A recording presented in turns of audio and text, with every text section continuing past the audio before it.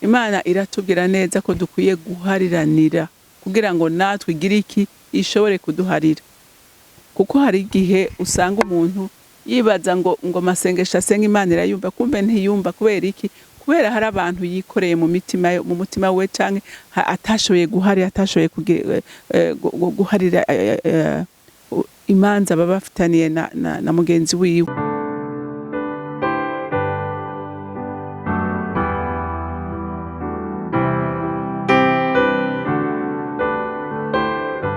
Bakunzi bahori CANAAN TV, ndanezerewe kandi gusubira guhura namwe ngo tuganire ijambo ry'Imana. Ariko imbere yuko tuganira, reka tubanze dusenge. Mana yanje, mwami wanje, nje imbere yawe ngushima. Ndagushimira urukundo rwawe n'imbabazi zawe zitangaje utugirira uko bukeye n'uko bwije. Uri Imana ituvyuriye dutemvye, uri Imana iduhoza iyo turira, uri Imana itunezereza iyo tubabaye, uri Imana itwurura iyo tugandaye, kuko uri umuvyeyi wacu dukunda kandi twitwararika muri vyose.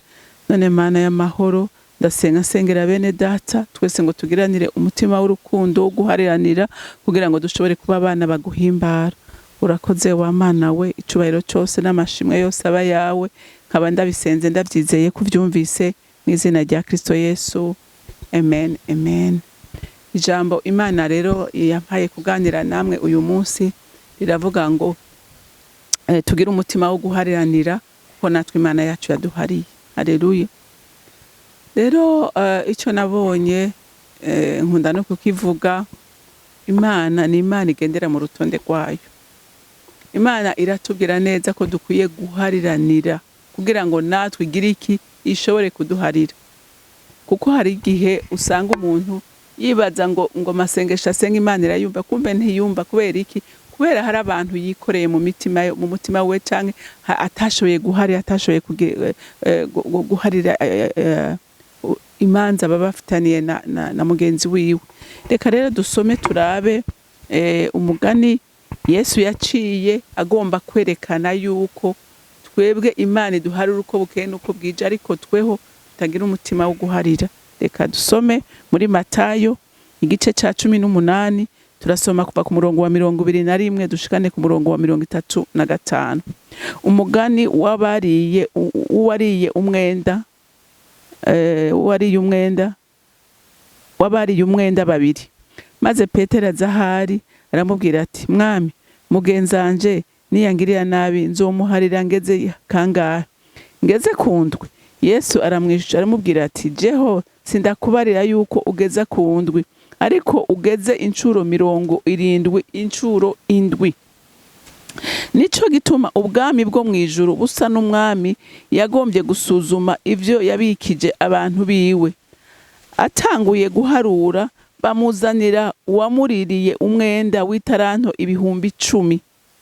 Ariko kuko atarafise ico yishura, shebuja ategeka ko bamugurisha hamwe n'umuryango, hamwe n'umugore wiwe n'abana n'ivyo afise byose ngo umwenda wishugwe.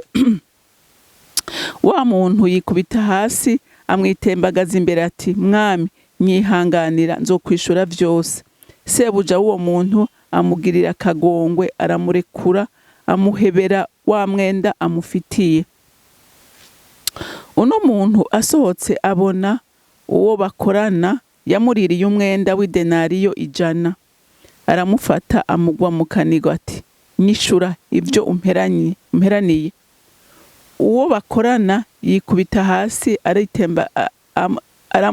aramutakambira ati, nyihanganira nzokwishura vyose. Wa wundi aranka, aragenda amushirisha mw'ibohero gushikaho azomwishurira ibyo amufitiye. Bagenzi biwe babonye ibibaye barababara cane, baragenda babwira sebuja ibibaye byose. Buno sebuja aramuhamagaza aramubwira ati, wa muntu mubi we, naguhebeye wa mwenda wose aho wantakambira, none nawe ntiwari ukwiye kugirira imbabazi mugenzi wawe nk'uko nanje nazikugiriye?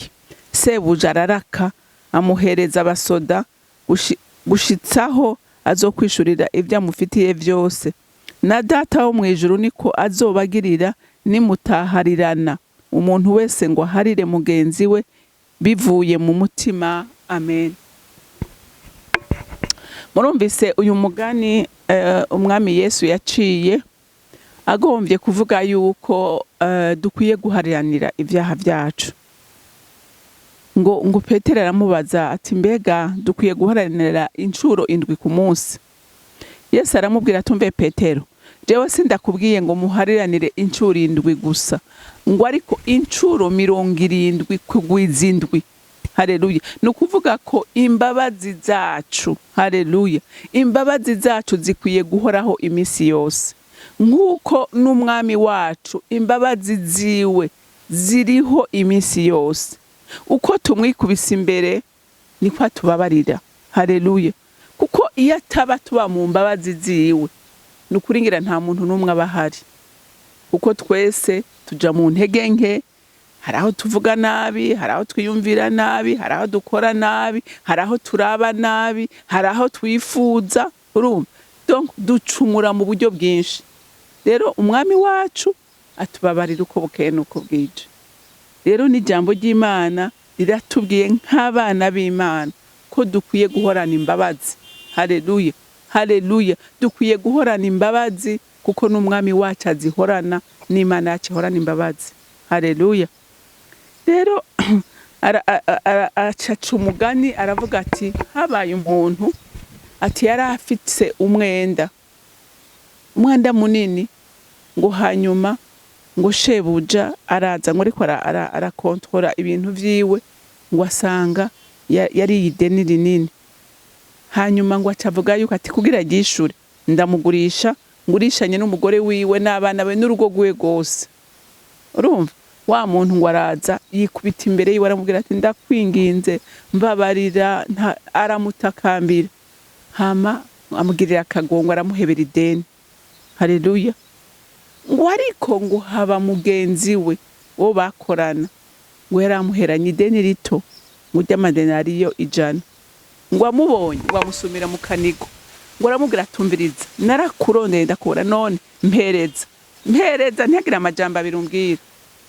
Ngo amwikubita imbere amubwira ati ndakwinginze mbabarira, nzoyishura, ariko ubundi mu ngorane ndi mu bibazo, nyihanganire sinakwirengagije.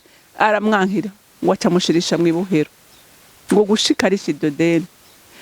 Abandi babonye ingene we yahariwe ideni rinini cyane, ryari gutuma we ubwiwe agurishwa n'umugore n'abana n'urugo rwe rwose bikagurishwa kugira ngo yishure iryo deni.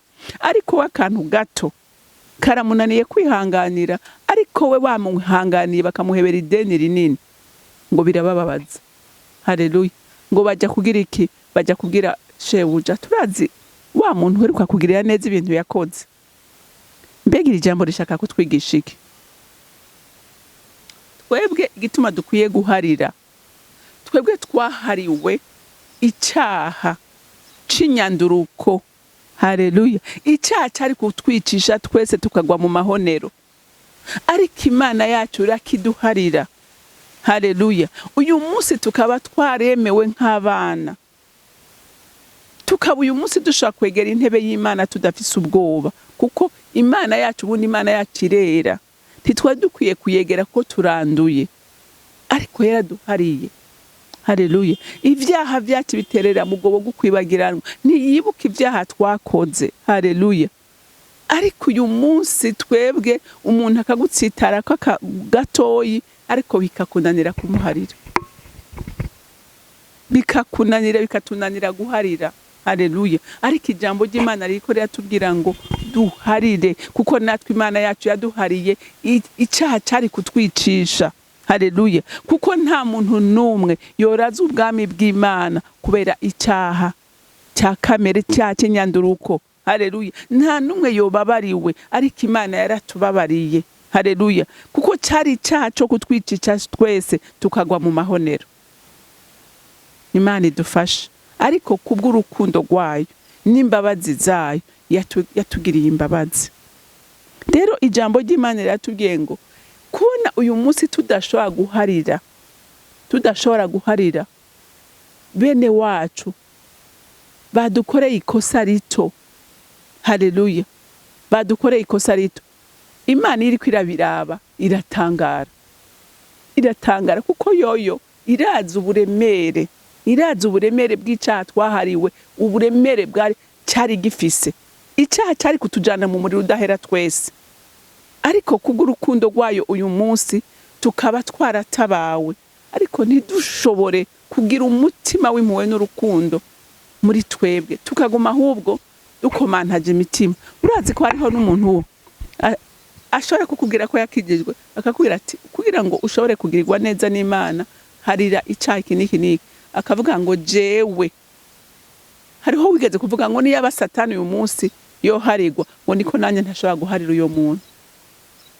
Urumva rero Imana iriko irumva amajambo nk'ayo, ikaraba imitima imeze gutyo, iratangara nk'uko yatangajwe n'uyu muntu atashoboye kwihangana ku idenariyo 100 gusa, kandi we yahariwe umwenda munini.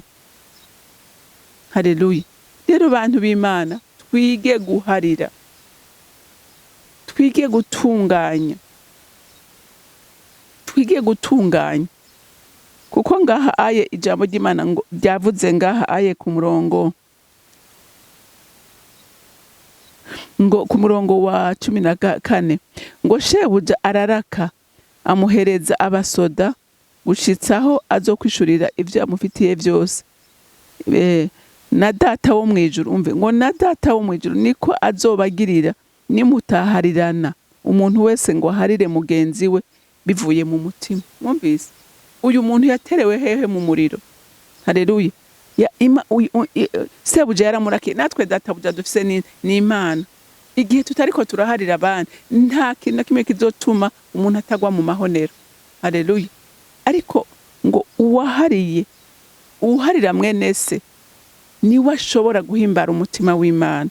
Rero ijambo ry'Imana ryatubwiye ngo duhariranire. Haleluya. Duhariranire, kandi duhariranire bimwe bivuye ku mutima, kuko hari naho umuntu aguharira ejo wagira kandi kantu umukorera ngo mbe nguribuka ngo wa munsi gw'ivyo wankoreye. Urumva tukama turiko turibuka ivyakozwe. Urumva nta mbabazi tuba twatanze.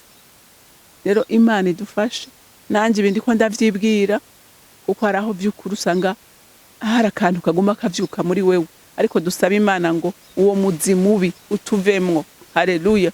Nitwaba duhariye twibagire nk'uko n'Imana yacu yibagira ivyaha vyacu. Haleluya. Twibagire nk'uko natwe Imana yibagira ivyaha twakoze. Rero tukaba dushaka kuba vy'ukuri abantu bahimbara umutima w'Imana, tugira umutima w'imbabazi. Haleluya. Kuko natwe itwari beza, kandi n'uyu munsi biracyatugora, kandi Imana ikaduharira uko bukeye nuko bwije. Natwe rero twige guharira abandi, kuko natwe turabanyantege. Mana data rugira vyose uri mu ijuru, ndagushimira imbabazi zawe n'urukundo rwawe, uduharira uko bukeye nuko bwije.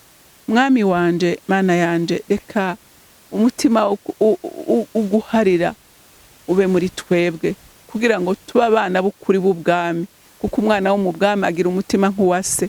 Rero mukunzi mwiza, ndagushimiye ko iri jambo rizogira imbaraga zo gukiza imitima myinshi, hanyuma icubahiro cyose n'amashimwe yose aba yawe, nkaba ndabisenze ndabyizeye kuvyumvise mu izina rya Kristo Yesu. Amen, amen. Mwarahezagiwe, mugira umunsi mwiza.